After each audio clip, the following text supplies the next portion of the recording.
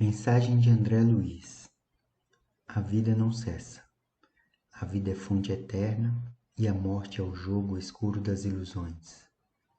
O grande rio tem seu trajeto antes do mar imenso.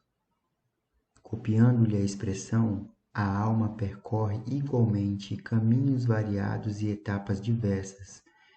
Também recebe afluentes de conhecimentos, aqui e ali, avolumam-se em expressão e purifica-se em qualidade, antes de encontrar o oceano eterno da sabedoria. Cerrar os olhos carnais constitui operação demasiadamente simples. Permutar a roupagem física não decide o problema fundamental da iluminação. Como a troca de vestidos nada tem que ver com as soluções profundas do destino e do ser. Ó caminhos das almas, misteriosos caminhos do coração, é mister percorrer-vos antes de tentar a suprema equação da vida eterna. É indispensável viver o vosso drama, conhecer-vos detalhe a detalhe, no longo processo do aperfeiçoamento espiritual. Seria extremamente infantil a crença de que o simples baixar do pano resolvesse transcendentes questões do infinito. Uma existência é um ato, um corpo, uma veste, um século, um dia, um serviço, uma experiência, um triunfo, uma aquisição, uma morte, um sopro renovador. Quantas existências, quantos corpos, quantos séculos, quantos serviços, quantos triunfos, quantas mortes necessitamos ainda? E o letrado em filosofia religiosa fala de deliberações finais e proposições definitivas. Ai, por toda parte, os cultos em doutrina e os analfabetos do espírito. É preciso muito esforço do homem para ingressar na academia do Evangelho do Cristo. Ingresso que se verifica, quase sempre, de estranha maneira. Ele só, na companhia do Mestre, efetuando o curso difícil, recebendo lições em cátedras visíveis e ouvindo vastas dissertações em palavras articuladas. Muito longa, portanto, nossa jornada laboriosa. Nosso esforço pobre quer traduzir apenas uma ideia dessa verdade fundamental. Grato, pois, meus amigos, manifestamo-nos junto a vós outros no anonimato que obedece à caridade fraternal. A existência humana apresenta grande maioria de vasos frágeis, que não podem conter ainda toda a verdade. Aliás, não nos interessaria agora senão a experiência profunda com seus valores coletivos. Não atormentaremos alguém com a ideia de eternidade. Que os vasos se fortaleçam em primeiro lugar. Forneceremos somente algumas ligeiras notícias ao espírito sequioso dos nossos irmãos na senda de realização espiritual e que compreendem conosco que o Espírito sopra onde quer. E agora, amigos, que meus agradecimentos se calem no papel, recolhendo-se ao grande silêncio da simpatia e da gratidão. Atração e reconhecimento, amor e júbilo moram na alma. Crede que guardareis semelhantes valores comigo, a vosso respeito, no santuário do coração. Que o Senhor nos abençoe. André Luiz. Capítulo 1. Nas zonas inferiores. Eu guardava a impressão de haver perdido a ideia de tempo. A noção de espaço esvaíra-se-me de há muito. Estava convicto de não mais pertencer ao número dos encarnados no mundo. No entanto, meus pulmões respiravam a longos haustos. Desde quando me tornara joguete de forças irresistíveis? Impossível esclarecer. Sentia-me, na verdade, amargurado, duende nas grades escuras do horror. Cabelos eriçados, corações aos saltos, medo terrível senhoreando-me. Muitas vezes gritei como louco, implorei piedade e clamei contra o doloroso desânimo que me subjugava o espírito. Mas, quando o silêncio implacável não me absolvia, a voz estentórica, lamentos mais comovedores que os meus respondia-me aos clamores. Outras vezes, gargalhadas sinistras rasgavam a quietude ambiente. Algum companheiro desconhecido estaria, a meu ver, prisioneiro da loucura. Formas diabólicas, rostos alvares, expressões animalescas surgiam de quando em quando, agravando-me o assombro.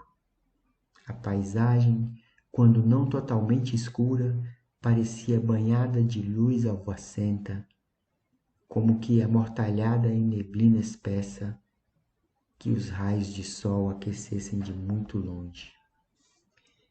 E a estranha viagem prosseguia. Com que fim? Quem o poderia dizer? Apenas sabia que fugia sempre. O medo me impelia de roldão, onde o lar, a esposa, os filhos, perdera toda a noção de rumo. O receio do ignoto e o pavor da treva absorviam-me todas as faculdades de raciocínio, logo que me desprendera dos últimos laços físicos em pleno sepulcro. Atormentava-me a consciência. Preferiria a ausência total da razão, o não ser. De início, as lágrimas lavavam-me incessantemente o rosto e apenas em minutos raros felicitava-me a bênção do sono.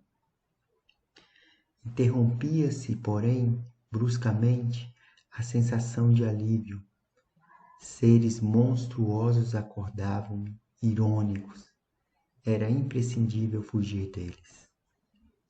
Reconhecia agora a esfera diferente a erguer-se da poalha do mundo, e, todavia, era tarde. Pensamentos angustiosos atritavam-me o cérebro. Mal delineava projetos de solução, incidentes numerosos impeliam-me a considerações estonteantes. Em momento algum, o problema religioso surgiu tão profundo aos meus olhos. Os princípios puramente filosóficos, políticos e científicos figuravam-se-me agora extremamente secundários para a vida humana. Significavam, a meu ver, valioso patrimônio nos planos da terra, mas urgia reconhecer que a humanidade não se constitui de gerações transitórias, e sim de espíritos eternos, a caminho de gloriosa destinação. Verificava que alguma coisa permanece acima de toda cogitação meramente intelectual. Esse algo é a fé, manifestação divina ao homem. Semelhante análise surgia, contudo, tardiamente. De fato, conhecia as letras do Velho Testamento e muitas vezes folheara o Evangelho. Entretanto, era forçoso reconhecer que nunca procurara as letras sagradas com a luz do coração. Identificava-as por meio da crítica de escritores menos afeitos ao sentimento e à consciência, ou em pleno desacordo com as verdades essenciais. Noutras ocasiões, interpretava-as como sacerdócio organizado, sem sair jamais do círculo de contradições em que estacionara voluntariamente. Em verdade, não fora um criminoso no meu próprio conceito. A filosofia do imediatismo, porém, absorvera-me. A existência terrestre que a morte transformara não fora assinalada de lances diferentes da craveira comum. Filho de pais talvez excessivamente generosos, conquistara meus títulos universitários sem maior sacrifício, compartilhar os vícios da mocidade do meu tempo, organizara o lar, conseguira filhos, perseguira situações estáveis que garantissem a tranquilidade econômica do meu grupo familiar, mas, examinando atentamente a mim mesmo, algo me fazia experimentar a noção de tempo perdido, com a silenciosa acusação da consciência. Habitara a terra, gozara-lhe os bens, colhera-lhe as bênçãos da vida, mas não lhe retribuíra cêntimo do débito enorme. Tivera pais cuja generosidade e sacrifícios por mim nunca avaliei. Esposa e filhos que prendera ferozmente nas teias rijas do egoísmo destruidor. Possuíra um lar que fechei a todos os que palmilhavam o deserto da angústia. Deliciara-me com os júbilos da família, esquecido de estender essas bênçãos divinas à imensa família humana, surdo a comezinhos deveres de fraternidade. Enfim, como a flor de estufa, não suportava agora o clima das realidades eternas, não desenvolver os germes divinos que o Senhor da vida colocara em minha alma. Sufocara-os criminosamente, no desejo incontido de bem-estar. Não adestrara órgãos para a vida nova. Era justo, pois, que aí despertasse a maneira de aleijado que, restituído ao rio infinito da eternidade, não pudesse acompanhar senão compulsoriamente a carreira incessante das águas, ou como um mendigo infeliz que, exausto em pleno deserto, perambula à mercê de impetuosos tufões. Ó amigos da terra, quanto de vós podereis evitar o caminho da amargura com o preparo dos campos interiores do coração? Acendei vossas luzes antes de atravessar a grande sombra. Buscai a verdade antes que a verdade vos surpreenda. Suai agora para não chorar mais tarde.